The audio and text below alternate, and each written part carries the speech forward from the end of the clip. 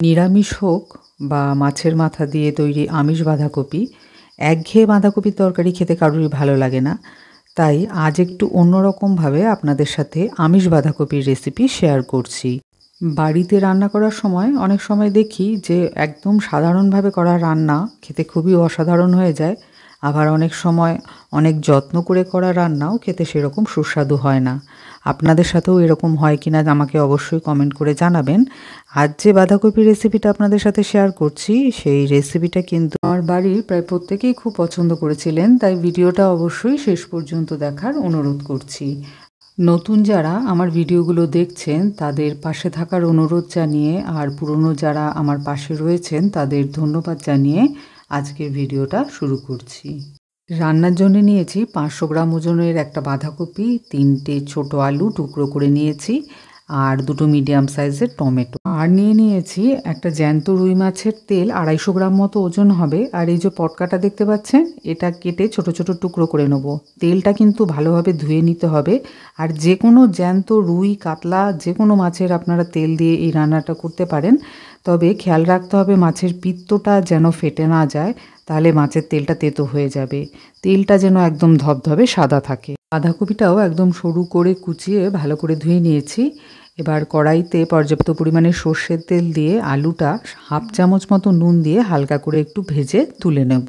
আলু ভাজা হতে হতেই আপনাদেরকে একটু বলি, অবশ্যই জ্যান্ত রুই বা কাতলা মাছের তেল ব্যবহার করবেন এই রান্নায়। আর খেয়াল করবেন মাছের পিত্তটা যেন ফেটে না যায়। মাছের পিত্ত ফেটে গেলে তেলটাও তিতো হয়ে যাবে, সাথে রান্নাটাও তেতো হয়ে যাবে। আর বাজার থেকে আনার পর অবশ্যই তেলটা ভালো করে পরিষ্কার করে ধুয়ে নেবেন। আলুটা ভেজে তুলে নেওয়ার পর যে তেলটা রয়ে গেছে তার মধ্যেই দিয়ে দিলাম হাফ চামচ গোটা জিরে আর 2টো তেজপাতা। সামান্য একটু নেড়ে চেড়ে নিয়ে এখন দিয়ে দিচ্ছি 2টো মিডিয়াম সাইজের পেঁয়াজ কুচি। পেঁয়াজটাকে খুব পাতলা করে কুচিয়ে নিতে হবে। আর যেহেতু বাঁধাকপির তরকারিটার মধ্যে আমি মাছের তেল ব্যবহার করব, সেজন্যে এখন যে তেলটা রয়েছে পেঁয়াজ ভাজার জন্যে, সেই তেলের পরিমাণটা খুবই কম।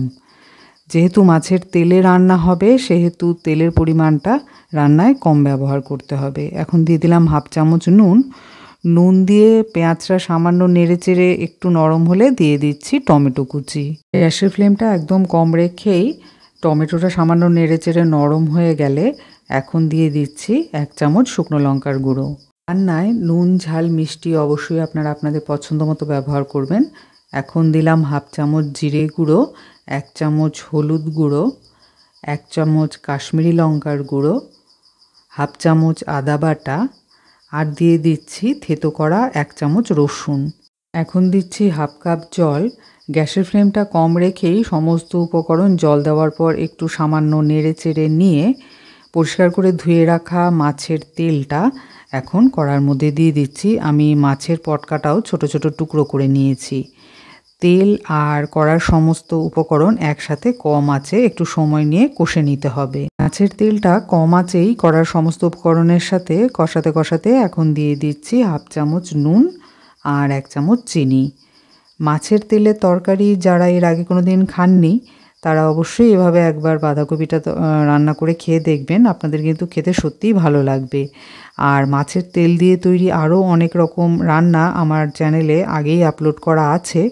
আমি ডেসক্রিপশানে তার লিঙ্ক দিয়ে দেবো, আপনারা চাইলে দেখে নিতে পারেন। মাছের তেলটা কষানো হয়ে গেছে, মশলা থেকে তেলও ছাড়তে শুরু করেছে। এখন ভেজে রাখা আলুর টুকরোগুলো দিয়ে দিলাম। দিয়ে আবারও 2 মিনিট মতো কম আঁচেই একটু নেড়ে চেড়ে আলুটা কষে নিয়ে এখন কুচিয়ে রাখা বাঁধাকপিটা কড়ার মধ্যে দিয়ে দিচ্ছি। শুকনো লঙ্কার গুঁড়োর পরিবর্তে আপনারা কাঁচা লঙ্কা বাটা ব্যবহার করেও এই রান্নাটা করতে পারেন, তাতে স্বাদের কোনো পরিবর্তন হবে না। পুরো বাঁধাকপিটা দেওয়ার পর এখন দিয়ে দিলাম 1 চামচ নুন, আর দিয়ে দিচ্ছি 3টে চেরা কাঁচা লঙ্কা। বাঁধাকপির কুচিটা দেওয়ার পর গ্যাসের ফ্লেমটা কম রেখেই আস্তে আস্তে সমস্ত উপকরণের সাথে বাঁধাকপিটাকে একটু নেড়ে চেড়ে ভালো করে মিশিয়ে নিতে হবে। বাঁধাকপিটা সমস্ত উপকরণের সাথে ভালোভাবে নেড়ে চেড়ে মিশিয়ে নিয়েছি। এবার 5 থেকে 7 মিনিটের জন্য কড়াটাকে একটু ঢেকে দেবো। আর অবশ্যই এই সময় গ্যাসের ফ্লেমটা কম রাখতে হবে। 5 থেকে 7 মিনিট পর আবারও ঢাকনা তুলে সমস্ত কড়ার উপকরণগুলো একটু নেড়ে চেড়ে নিয়ে আবারও 5 থেকে 7 মিনিটের জন্য কড়াটাকে ঢেকে দিচ্ছি। ঠিক এইভাবে সমস্ত উপকরণ একটু সময় নিয়ে নেড়ে চেড়ে বাঁধাকপিটার মধ্যে যে জলটা আছে সেটা টানিয়ে নিতে হবে, যেরকমভাবে আমরা বাড়িতে বাঁধাকপি রান্না করে থাকি আর কি। একদম যত বাঁধাকপি শুকনো হবে তরকারি তত খেতে ভালো লাগবে। তাই একটু সময় নিয়ে একটু ঢেকে ঢাকনা তুলে মাঝে মাঝে নেড়ে চেড়ে সমস্ত বাঁধাকপির মধ্যে জলটা টানিয়ে নেওয়ার পর এখন দিয়ে দিচ্ছি হাফ চামচ গরম মশলা। গরম মশলা দিয়ে আবারও সমস্ত বাঁধাকপিটাকে নেড়ে চেড়ে গরম মশলাটাকে ভালো করে মিশিয়ে নিচ্ছি। এখন আমিষ বাঁধাকপি তৈরি। এবার গরম গরম ভাতের সাথে বাঁধাকপির তরকারিও গরম গরম পরিবেশন করতে হবে। মাছের মাথা দিয়ে তৈরি আমিষ বাঁধাকপি তো অনেক খেয়েছেন, একবার মাছের তেল দিয়ে এইভাবে বাঁধাকপি রান্না করে খেয়ে দেখে আমাকে কমেন্টে জানাতে ভুলবেন না আপনাদের কেমন লেগেছে। এই রকমই একদম ঘরোয়াভাবে ঘরোয়া উপকরণে তৈরি বিভিন্ন রকম রেসিপি আমার চ্যানেলে আপলোড করা আছে, আপনারা চাইলে সেই ভিডিওগুলোও দেখে নিতে পারেন।